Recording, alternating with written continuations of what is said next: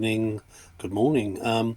My name's Kevin Hodge. I'm reading letters written by my late father, Jimmy Hodge, who was a journalist in Kent, in the Medway area of Kent for many years, and took it upon himself in 1999 to write letters every day of the year in 1999 to mark the start of the millennium.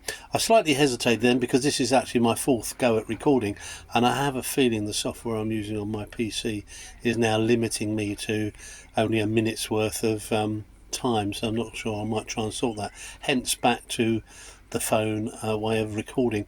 Today was budget day in 1999 apparently, and it was not any great news really that petrol was going up, cigarettes going up, drink going up, the normal usual suspects, although car tax actually for some was coming down by £55, I think mainly for cars under 1100cc, so first indications that car tax was related to size of car, which I guess is not unreasonable. He then went on about a story that got his goat a little bit, which was to do army. As you may recall, Jimmy was in the Royal Marines in the 50s and had a reasonably hard time, I think, and saw some action in the Suez crisis. But the British Army, who were peacekeeping in the Balkans apparently, were a bit worried that their toilet paper was too rough for them, so they'd appealed to the Sun newspaper to ask its readers to send soft toilet tissue. Now, I think you can imagine Jimmy thought, well, what a bunch of, and was a bit embarrassed by it all really, so he was suggesting that perhaps the Sun newspaper should just send them copies of the Sun newspaper, cut them into squares, and do what I believe some people would do in the 50s and 60s, use newspaper to do their business. So I would wonder how that went down. The third article he was talking about was the Blue Water Shopping Centre. I don't know if you know Kent too well. There is a big shopping centre. It probably doesn't feel as too big now. There's probably bigger ones up north.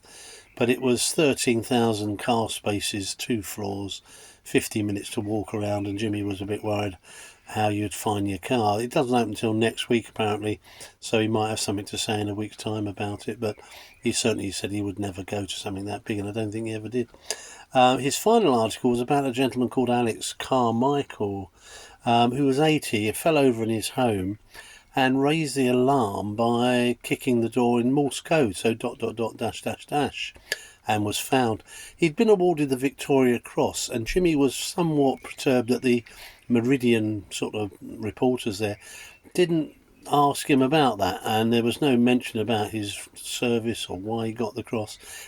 He may not have wanted to talk about it, of course, but apparently Jimmy was quite insistent that the story behind the story is important, but they never followed that up, so that was something he was a bit sad about. Anyway, what did he say? They also seemed not to notice that Alex was wearing a press button alarm around his neck. Why didn't he use that? But then why spoil a good story? D. So yeah, I guess why didn't he press his alarm? But perhaps he couldn't reach, or it fell off, or it didn't work. Anyway, that's it for today. It's the 9th of March. Thank you for watching, and I'm sorry it's in a slightly different format again, but I'll try and sort out the PC. Take care. Bye.